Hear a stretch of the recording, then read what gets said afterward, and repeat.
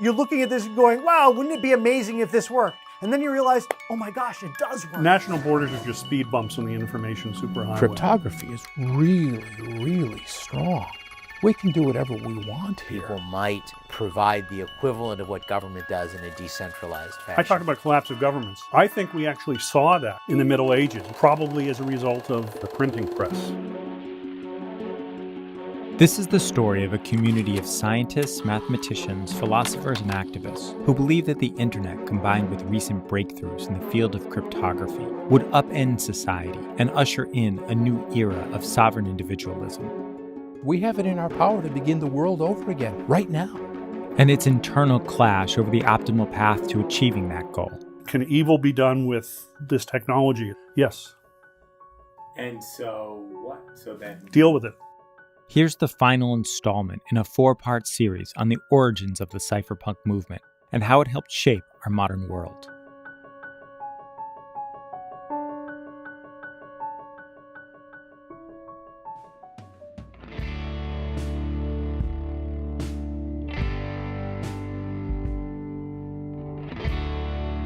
We see a free world that has achieved a level of prosperity unprecedented in all human history. Mr. Gorbachev, tear down this wall. If you had asked me 10 years ago, is it possible that communism could collapse by the year 1992, I would have said, absolutely ridiculous. The fall of the Berlin Wall was important to me because I thought it was the end of history and that national borders would cease being the walls of prisons. And so a couple years later, when I discovered the internet, I thought, oh, this is part of this pattern where borders and distance stop being barriers to people. Then I discovered a whole clan of people who self-identified as computer people. I found my tribe, and among that clan was the Cypherpunks mailing list. If you want to subscribe to our mailing list, send a blank email message and just say subscribe Cypherpunks. And what is a cypherpunk? What do you guys stand for? Cypherpunks are cryptography activists. The Cypherpunks email list, which started in the fall of 1992, 1 year after the launch of the World Wide Web, became a gathering place for a global community interested in using cryptography to allow individuals to communicate and transact on the internet privately and without interference from a central authority. In the last 20 years, the basic techniques to do all sorts of impossible seeming things have suddenly emerged. Put them into practice. Many cypherpunks were inspired by the work of the computer scientist David Chaum, who had demonstrated that it was possible to use cryptography to build an anonymous payment network that ran on the internet. Because of the cypherpunks and because of the science papers of David Chaum, I thought the third thing that's going to happen is economic freedom. That people are going to be no longer constrained by national borders and distance from cooperating and sharing resources and helping each other. But at this watershed moment of collapsing borders, there was a divide within the cypherpunk community over whether these cryptographic tools would lead to more individual freedom, free trade, and the spread of democracy, or the end of government altogether. The cypherpunk movement's most influential figure was the physicist and intellectual provocateur Tim May, who coined the phrase cryptoanarchy. He saw the fall of the Berlin Wall as evidence that the societal institutions we take for granted could collapse in short order, just as they had in the Middle Ages.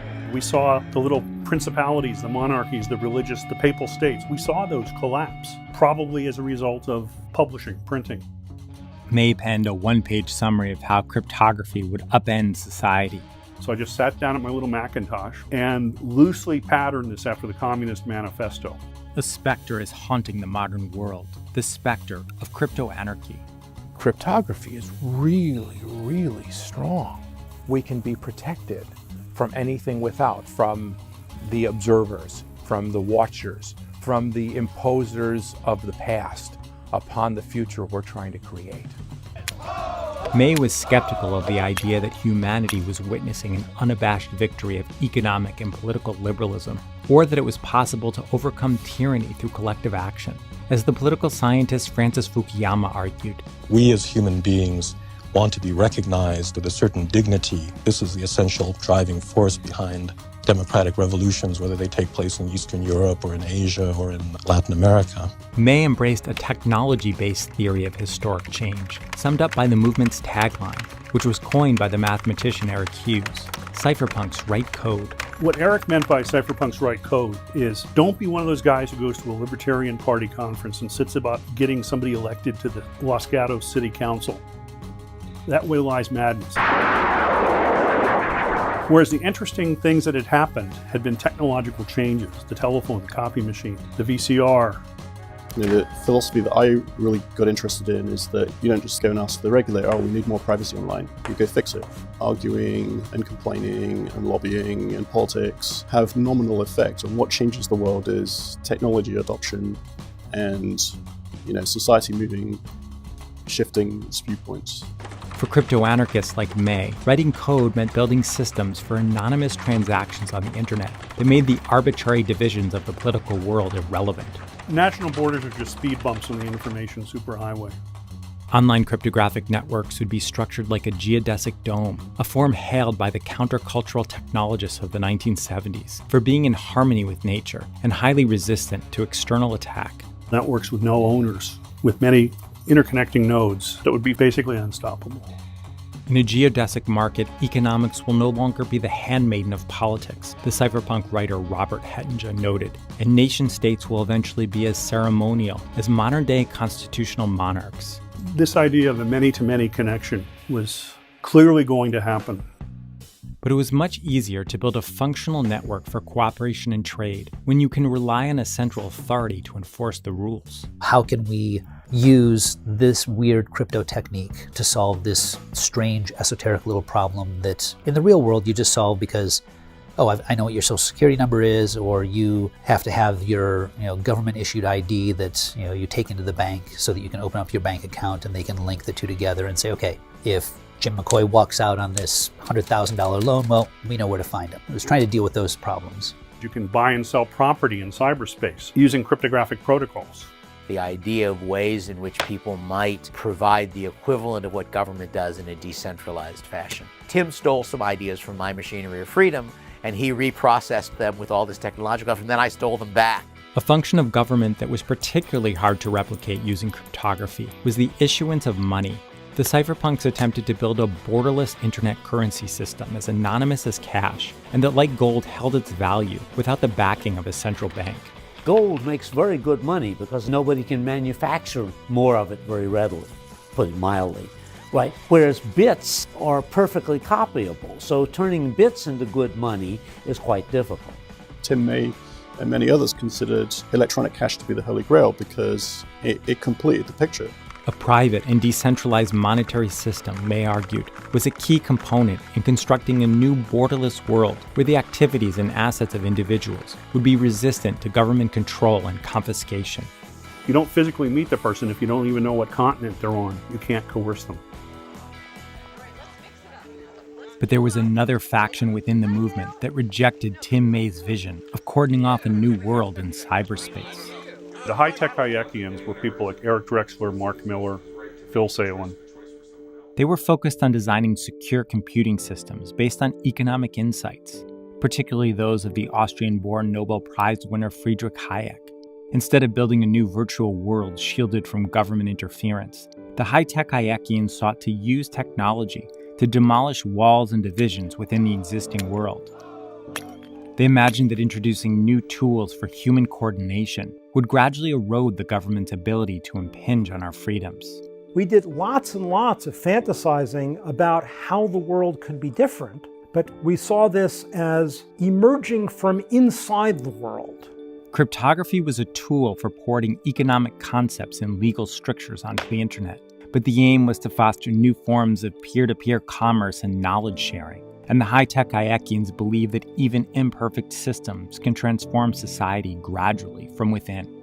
The overall arc of world history is towards rule of law, towards less corruptible systems. If the emergence of the world of crypto commerce creates systems that are vastly less corruptible, but under a whole mix of different mechanisms and governance regimes, such that they're not always everywhere uncorruptible, I think that's fine.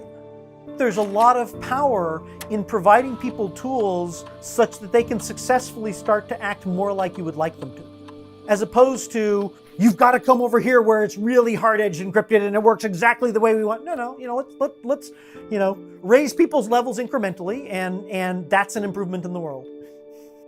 For many cypherpunks, the darker side of crypto-anarchy was epitomized by the writings of the chemist and electrical engineer Jim Bell, a participant on the email list who in the mid-90s compared aggression by the state to that of muggers, rapists, robbers, and murderers, and posited a cryptographically protected marketplace in which anonymous individuals could in effect pay to have government employees killed with the goal of destroying the state.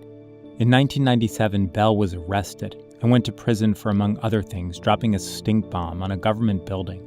Tim May distanced himself from Bell's writings and activities, while maintaining that marketplaces for assassination, like the one Bell had described, might be both inevitable and desirable. Can evil be done with this technology? It's not just the internet, but especially the crypto part of it. Yes. And so what? So then deal with it. And Zimmerman once told me that he sometimes regretted ever introducing PGP to the world because it could be used by Al-Qaeda or the Taliban or whatnot. I say, so what? I'm not morally responsible. Would have happened whether we had existed or not. Because technology has its own logic. And people want to do what they want to do. I mean, they want free shit.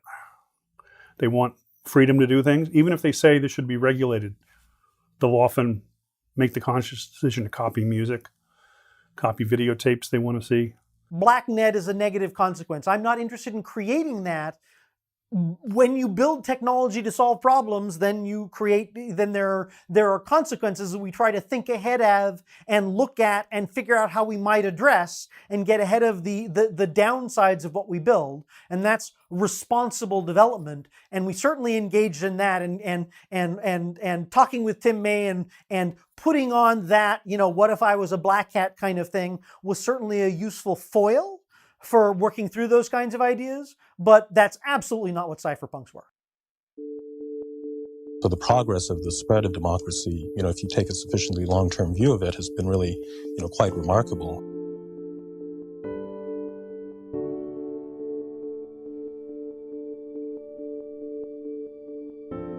Our dream was to enable the future of human freedom.